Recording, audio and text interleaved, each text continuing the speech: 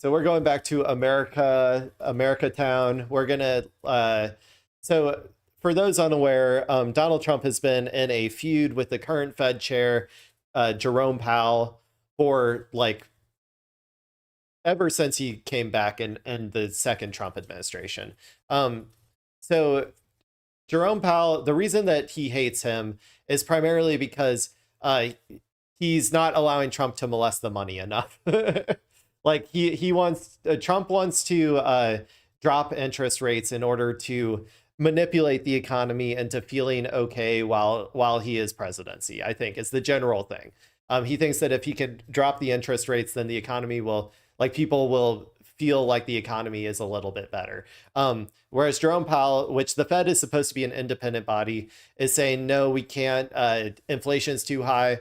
The Fed has a dual mandate to reduce inflation, but also not bring unemployment up too high, I think, are the two things. And so, yeah, that's their primary goals. And he's saying it's not a good idea to reduce rates right now because it could lead to a bad situation for the economy. Essentially, he's worried about like a crash.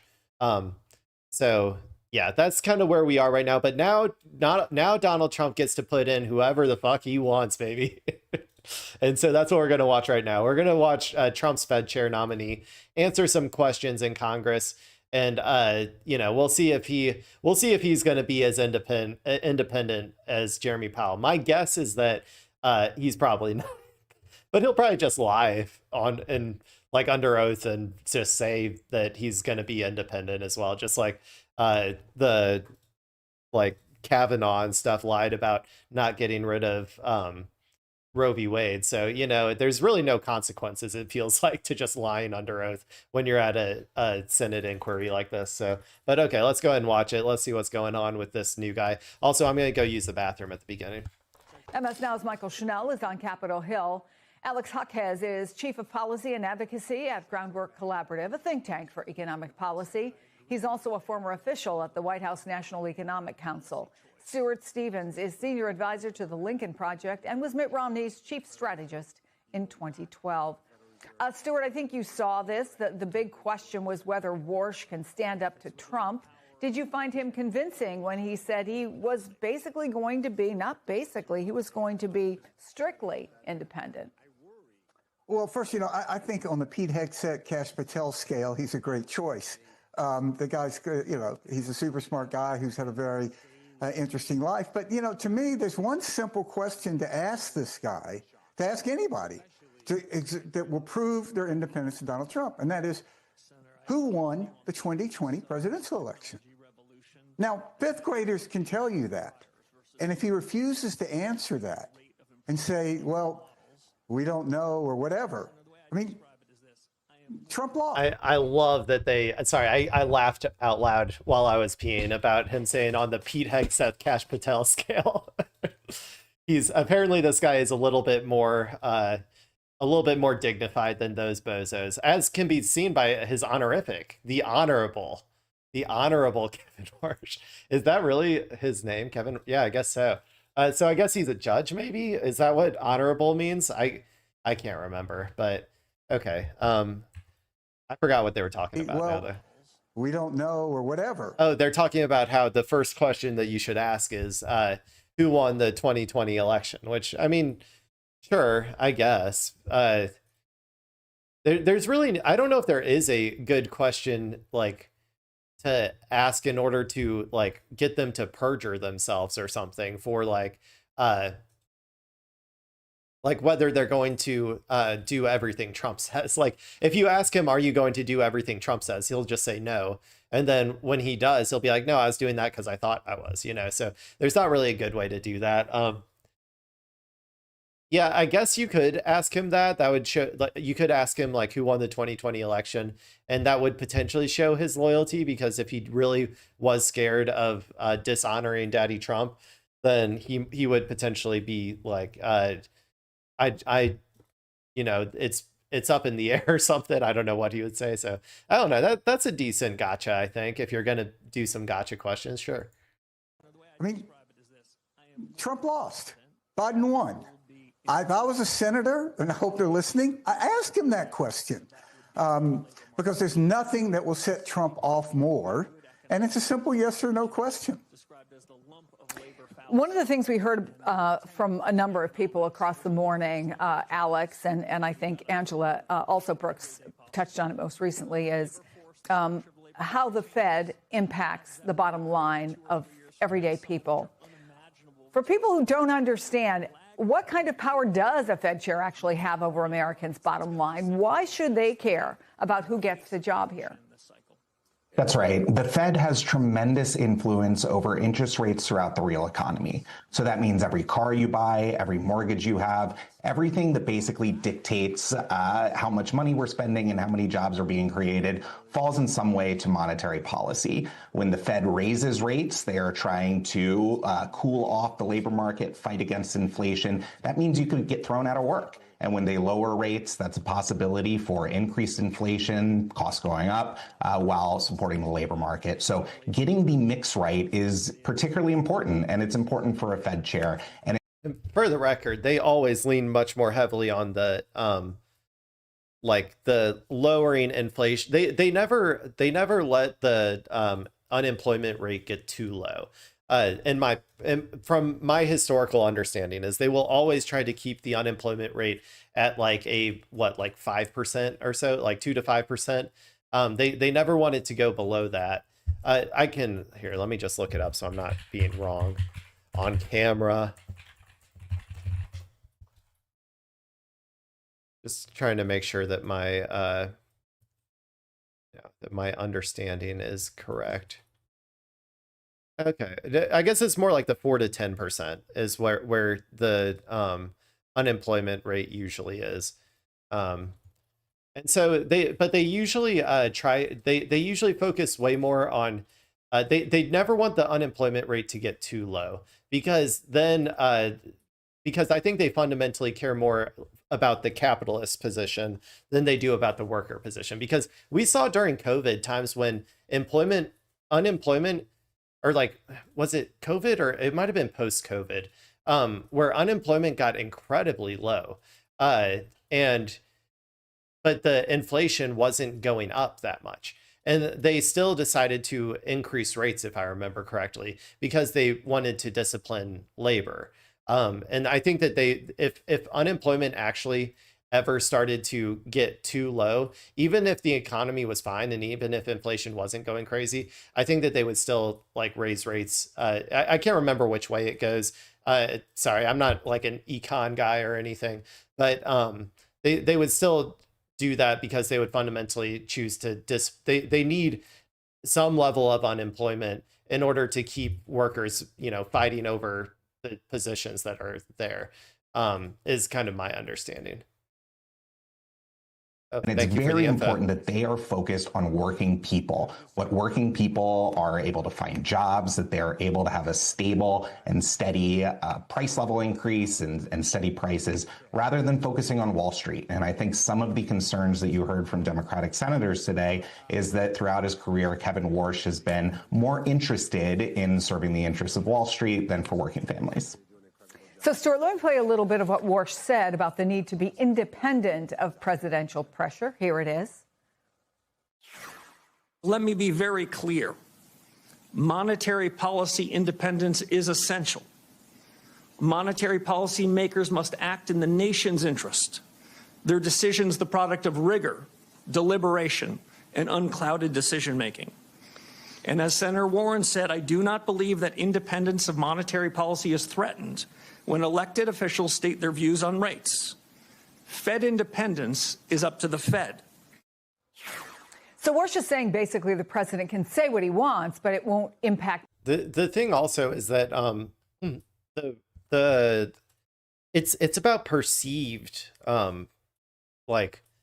it's about perception as well. If the Fed is appearing to go along with every single thing that Donald Trump asks, then that perception is going to be that the Fed is essentially at the hands of the executive branch, which will have an impact on the world, like the people investing in America. Because, like, say what you will about America, people still feel relatively confident that if they put their money into America, it's not going to be like mismanaged into oblivion, right? Like they generally still have a like they generally still believe that the American dollar is not going to, like turn into like the Argentinian whatever their currency is, where it's like one, you need $1,000 to buy like a stick of gum or whatever, like I think they're never expecting the Fed to like print money and just like completely destroy the dollar. Like people think that America's monetary policy is pretty stable. That is, until these types of things lead to actual consequences. When the Fed chair does do everything that Donald Trump wants him to, there may be benefits in the short term for the economy, for the people in Wall Street, even potentially some for people who are looking to buy homes or cars or whatever, like working class people. But it's only when the house of cards and the bubble pops, like the AI bubble or whatever, like when there's an actual monetary emergency, that you start to see some of the ramifications of the Fed chair policies being aligned with Donald Trump, and that will erode trust in the long term. These are all macro factors that take they're the eroding of trust and like move away from the dollar are things that are going to take decades. They're not something that just happens overnight.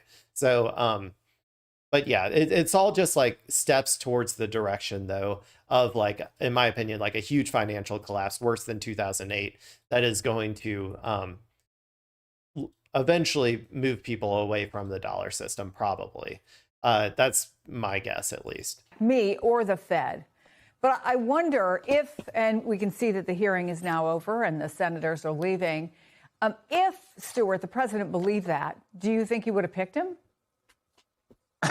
That's a great question, and I think the answer to that is no. To me, the most troubling thing about Kevin is the tribe that he comes from. And that's this Peter Thiel Stanford crowd. Now, Peter Thiel is somebody most Americans probably haven't spent a lot of time thinking about, but I think we'd all be a lot better off if he was. No, you will not be better off thinking about Peter Thiel. I think about Peter Thiel an ungodly amount because he is one of the most terrifying individuals on the face of the planet. He is essentially the tech bro, like the tech guy behind like Palantir and like all of the worst, the worst future, like dystopian future tech like oligarchs that you have ever existed. And the more you think about him, the more your soul leaves your body. Like, honestly, it sucks thinking that I like, as kind of a politics freak who watches way too much political content, I feel like I'm forced to think about Peter Thiel more than I have to. So like, if you're out there, I mean, it is somebody you should know, you should be aware of. But trust me, thinking about him as much as I do, it makes your skin crawl a little bit. So yeah, he worries me for sure. Yeah, exactly, man. He's a very, he's like the guy in the background who is the shadowy figure in the background that is going to essentially dictate how the future of like surveillance and like, repression and all of that stuff as contradictions worsen and society gets worse. Like, he's going to be the guy back there pulling all the strings. So if people are unaware of him, that's who he is. He really basically picked the vice president of the United States. His intervention in the Republican Senate primary in Ohio, when they were running against my former boss, Rob Portman, when that seat came open, Peter Thiel elected J.D. Vance. Peter Thiel was very influential, along with the Trump bros, to get J.D. Vance vice president. And J.D. Vance now is, more than probably about anybody else walking around the planet, likely to be the next president. And the idea of Peter Thiel having more influence in our government, someone who has said... Please, dear God, no, not J.D. Vance. The hillbilly elegy himself. God. J.D. Vance is such an interesting guy because in all respects, I think that he was I think he was like an actual like liberal, and then he decided to turn like brand himself as a conservative, and then essentially like become a Republican. And I don't know. I don't know if he has the riz to actually command the movement, the MAGA movement after this. I think there's probably much more likely torchbearers than JD Vance, if I had to guess. My money's on either Tucker Carlson or my dark horse candidate is Kanye. I keep telling people, man, Kanye is just like Trump. He is very similar to Trump. He is the most narcissistic person in the world. He can command a room like no other. He is incredibly charismatic while also being very, very stupid. And he has definitely embraced white supremacy and more specifically anti-Semitism in the past few years that I think could make him a darling for the movement. So, be on the lookout. If my prediction comes true, you can come back here and or you can go tell people that you heard it here first. Okay, folks. And the idea of Peter Thiel having more influence in our government, someone who has said that he does not believe in democracy, is very, very troubling. And if I was a senator, I would be asking him questions about his whole relationship with Thiel, David Sachs, that whole Stanford crowd. Yeah, Alex, we actually heard just a little bit about Warsh's personal finances. He is worth more than $100 million by some estimates, a lot more than that. He was pressed on those assets, although he would not give details about exactly where that money came from. Should that raise concerns about his nomination in your mind? Well, it look, really should. He is going. Oh. He's going to be the richest Fed chair ever to be nominated. And there's a huge black box in what we know about his finances. And that's $100 million worth of investments that are not in compliance with federal ethics laws right now that he has failed to disclose. Okay, that is sketchy. If he has $100 million of we don't know where that money came from, like that's like Epstein alert. Like what's going on here? I ever since Epstein, where he had so much money that nobody knew where it came from, and still nobody to this day knows how he got that money. Like anytime I see these people, I'm like, not again. Okay.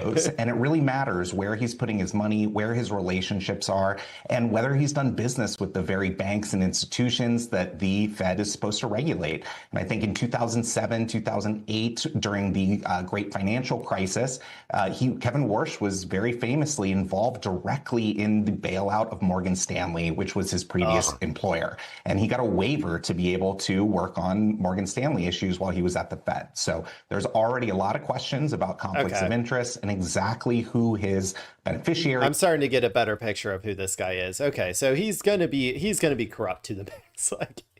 It sounds like he is going to be 100% Wall Street, 100% pro billionaire, and he is going to be probably corrupt as well, skimming side deals and money off the top, if I had to guess. Are and where his money is parked that I really think need to see the light of day.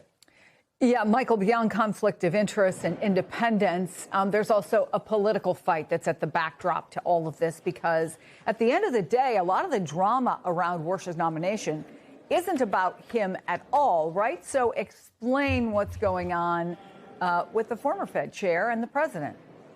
Yeah, and Chris, this is such a central detail as we talk about Kevin Warsh's nomination, because members of Congress can debate his qualifications, his background, whether or not he should be the next Fed chair. But the truth of the matter is, none of that matters because Senator Thom Tillis, the Republican from North Carolina, is standing in the way. Thom Tillis, for weeks now, has said he will not vote to advance Warsh's nomination from the Senate Banking Committee to the entire Senate floor because he has concerns with the Justice Department's investigation into current Fed Chair Jerome Powell. That probe is focusing on the renovations to the Fed headquarters here in Washington, D.C. Thom Tillis sees it as extremely political in nature, as a way to try and force out Jerome Powell because the president was unhappy with his actions or lack thereof when it comes to lowering interest. Yeah, he was.